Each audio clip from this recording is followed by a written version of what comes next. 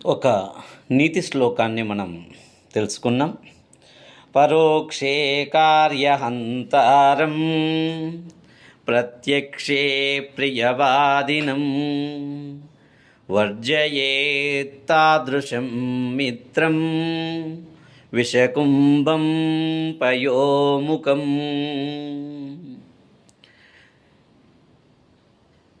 విషకుంభం పయోముఖం పరోక్షే కార్యహంతారం ప్రత్యక్షే ప్రియవాదినం వర్జయేత్తాదృశం మిత్రం విషకుంభం పయోముఖం. లోకంలో వ్యక్తులు అంటే స్నేహితులు కావచ్చు, బంధువులు కావచ్చు, మిత్రులు కావచ్చు, మన ఆత్మీయులు కావచ్చు, ఇక సన్నిహితులు కావచ్చు. పరోక్షే కార్యహంతారం, పరోక్షంగా మన కార్యాలను అంటే మనం చేసేటటువంటి పనులను ఏ విధంగా హాని చేయాలా అని చూస్తూ ఉంటారు. ప్రత్యక్షే అంటే మన ఎదుట చాలా ప్రియంగా, సంతోషంగా, ఏమీ తెలియనటువంటి వారిగా మాట్లాడుతూ మనల్ని మెప్పిస్తూ ఉంటారు.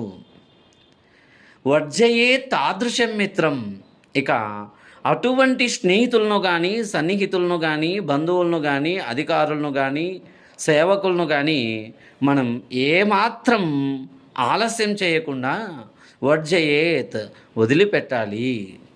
ఎందుకంటే ఒక దృష్టాంతం చెప్పారు. పాలకుండ ఎంతటి చిక్కటి పాలతో నిండి ఉన్నప్పటికీ కూడా ఆ పాలలో విషం ఉన్నట్లయితే అటువంటి పాలను మనం స్వీకరించలేము కదా. మిత్రుడు లేక అధికారి లేక సన్నిహితుడు లేక బంధువు లేక ఆత్మీయుడు, వారు ఎంత గొప్పవారైనప్పటికీ కూడా విషంతో కూడుకున్నటువంటి పాలకుండ వలె ఉన్నట్లయితే ఏ విధంగా మనం పాలను స్వీకరించమో అదేవిధంగా అటువంటి మిత్రునికి దూరంగా ఉండడం చాలా మంచిది అని ఈ శ్లోకం యొక్క భావం. కనుక సమాజంలో స్నేహితులను, సన్నిహితులను, మిత్రులను, ఇక సేవకులను అందరినీ మనం గమనిస్తూ ఉంటూ నడుచుకోవాలని ఈ చాణక్య నీతి శ్లోకం.